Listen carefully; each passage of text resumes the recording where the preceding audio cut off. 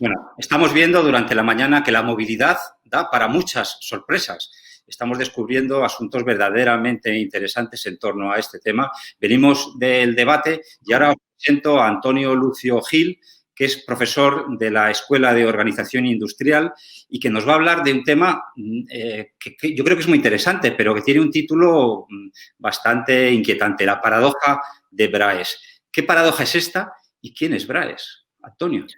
Bueno, buenos días. Encantado de estar con vosotros, lógicamente, y de compartir consideraciones, reflexiones entre todas y todos, ¿no? Braes era un matemático alemán de la Universidad del Ruhr que hizo expresión de algo que estudiaron otros matemáticos, no solo él, pero él le ha dado sobre todo el nombre, le ha dado carta de naturaleza. Se refiere a un hecho que sucede en la movilidad, en el tráfico, aunque también se puede aplicar a otros supuestos, que consiste en que un incremento de la capacidad con la intención de conseguir una mayor fluidez respecto a volúmenes de tráfico de los que partimos, con la intención de reducir el tiempo, pongamos un viaje de 60 minutos que queremos reducirle en 6 minutos. Y para eso aumentamos la capacidad del viario, ¿no? Para conseguir esa mayor fluidez, pues esto puede acabar siendo contraproducente y aunque a corto plazo haya una mejora de la fluidez y por tanto una reducción del tiempo conforme a lo que se esperaba, a medio plazo el problema es peor, incluso acabamos teniendo un tráfico más lento y más congestionado que antes. En México DF, en los últimos 15 años se han preocupado mucho por esta cuestión, porque López Obrador, cuando era el alcalde federal, el gobernador del Distrito Federal, insistió mucho en presentar como la solución el segundo piso. De hecho, un segundo piso de lo que era una gran autopista de gran capacidad de tipo periférico. Él ahora en la presidencia federal también en el 2019 se ha presentado con un gran proyecto en ese sentido que ha generado una movilización en contra, etc. Pero es una cuestión muy candente en México, no solo en México, y desde luego Braes formula su paradoja a finales de los años 60 y la formula entonces porque se venía de varias décadas de plantearse la cuestión. Pero volviendo al caso de México y del supuesto de los 60 minutos a los que se pretende acortar 6 minutos. Los cálculos que se han hecho en México por estudios rigurosos, matemáticos, modelizados, etcétera, es un incremento del 3,8% del tiempo respecto a la situación de partida.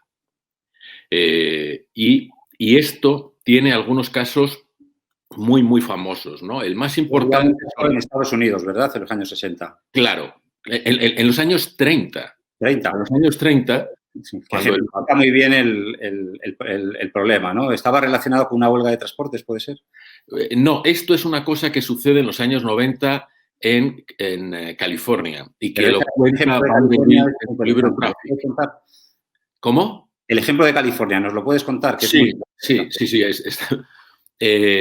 Ahora no recuerdo de memoria las referencias de las autopistas, pero la clave es que había una autopista fundamental que conectaba el puerto de San Diego con el interior de una zona más allá de lo metropolitano, con una gran conurbación.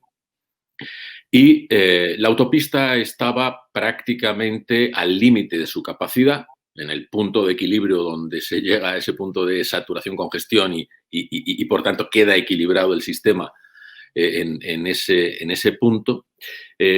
Y la aportación de los camiones del puerto era muy importante al volumen del tráfico de la autopista. ¿Qué sucede? Que hay una huelga de estibadores en el puerto y eso supone que los camiones se quedan parados.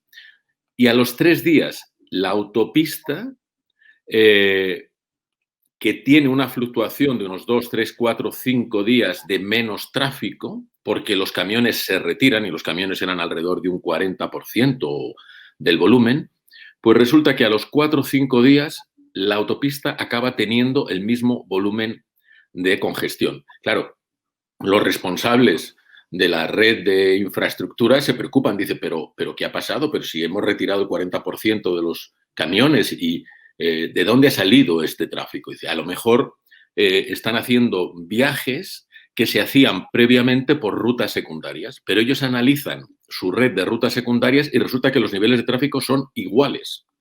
Con lo cual, quedó claro que había coches que no se estaban moviendo, o por lo menos a esas horas, a lo mejor se movían en horas valle, o directamente no se movían, estaban en sus garajes, pero al liberarse espacio en la autopista, salieron y llegaron a el punto de equilibrio, que es aquel punto en el que se congestiona la vía.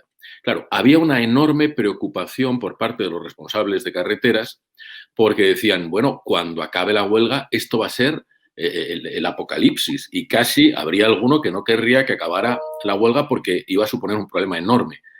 Sus ingenieros de tráfico, no responsables, digamos, políticos, sino más técnicos, les vinieron a decir a los responsables políticos, no os preocupéis, en 6 días, 7 días lo tenemos resuelto. Pero no le dijeron cuál era su solución. El caso es que llega el fatídico día en que acaba la huelga de estibadores, los camiones vuelven a funcionar, hay unos días tremendos y catastróficos, pero efectivamente al 6.º día todo vuelve al punto de equilibrio con un 40% de tráfico de camiones. Bueno, ¿qué había pasado ahí? ¿Qué habían hecho los ingenieros de tráfico? Nada.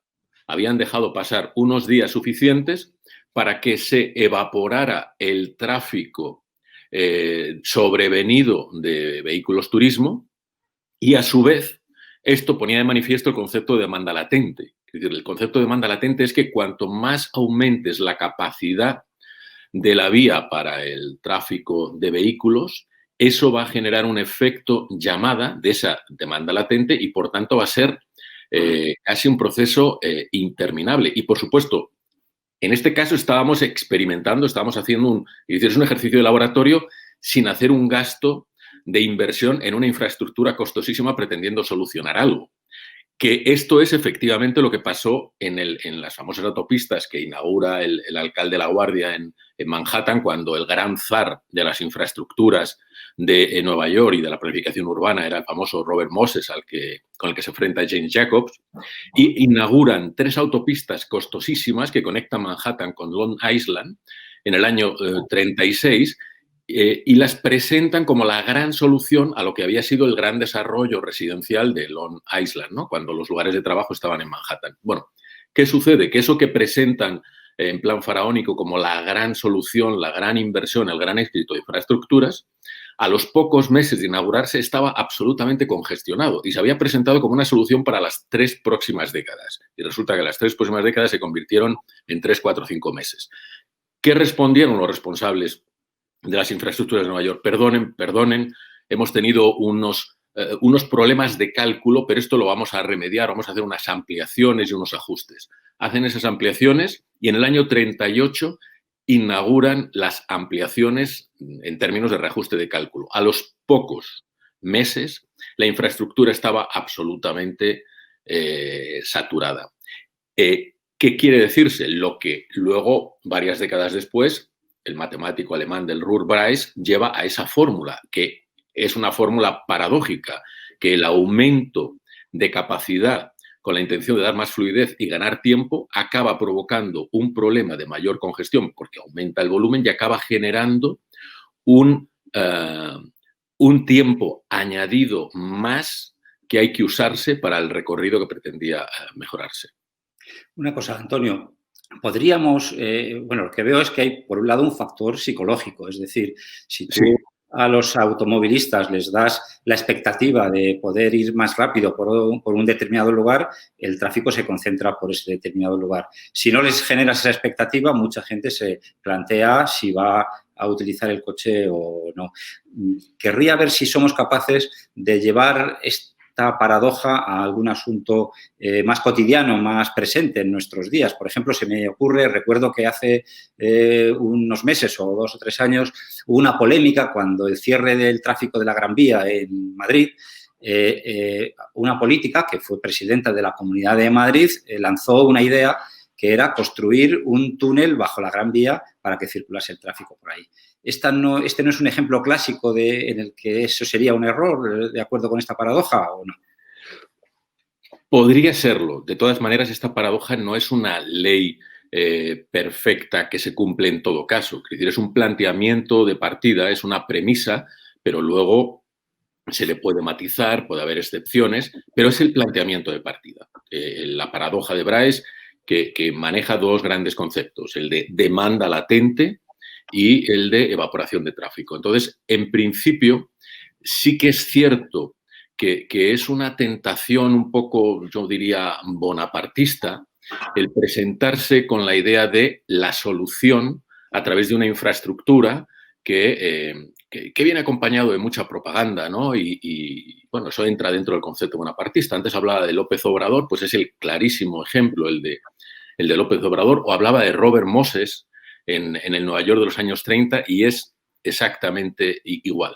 Esta es la solución, consiste en una obra, conseguimos una financiación, la hacemos, la inauguramos, etcétera, pero este es un TIC muy antiguo, es decir, esa es la idea muy dirigista y muy intervencionista y muy simplista y, por tanto, alejado de lo que es ahora mismo el estado de la cuestión de la realidad conflictiva de la movilidad, que es analizarla desde el punto de vista de los sistemas complejos, que es en lo que consiste un sistema de movilidad, y las soluciones no vienen porque venga un Bonaparte a crear la infraestructura milagrosa, sino viene más bien no del top-down, sino de realidades bottom-up mucho más socializadas, mucho más de enjambre, ¿no? Y con una sensibilidad mucho más cercana a la sociedad y a las particularidades de la sociedad.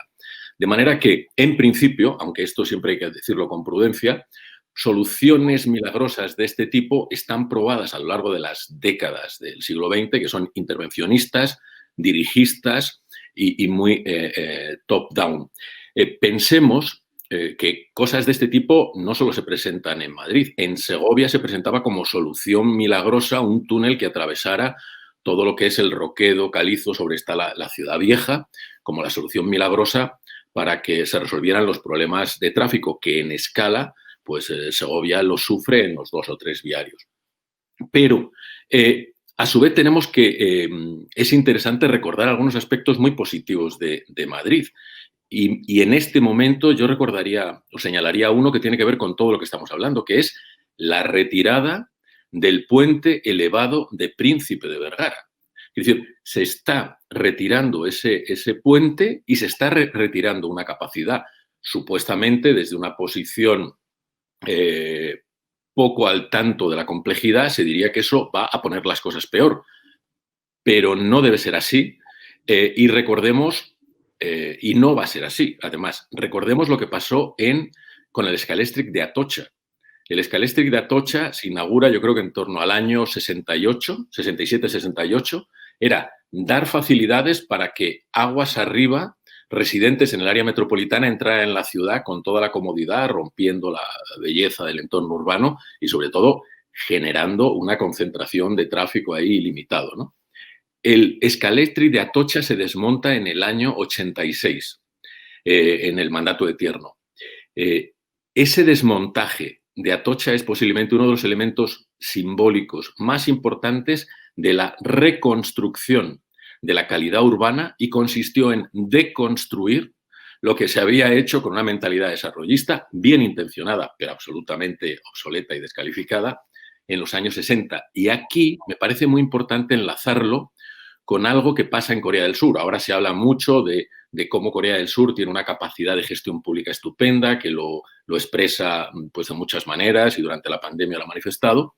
Pues quizá la experiencia que demuestra más la capacidad de política pública y de gestión y de Estado, en definitiva, de Corea del Sur, es lo que hace un alcalde de Seúl en el año 99, que luego acabó de primer ministro, y que consistió en retirar una especie de gran autopista urbana norte-sur, el equivalente a lo que sería la Castellana, que estaba cubriendo un río que no me atrevo a pronunciarlo porque es un nombre bastante complicado, Changcheon, algo parecido así, en coreano, disculpen.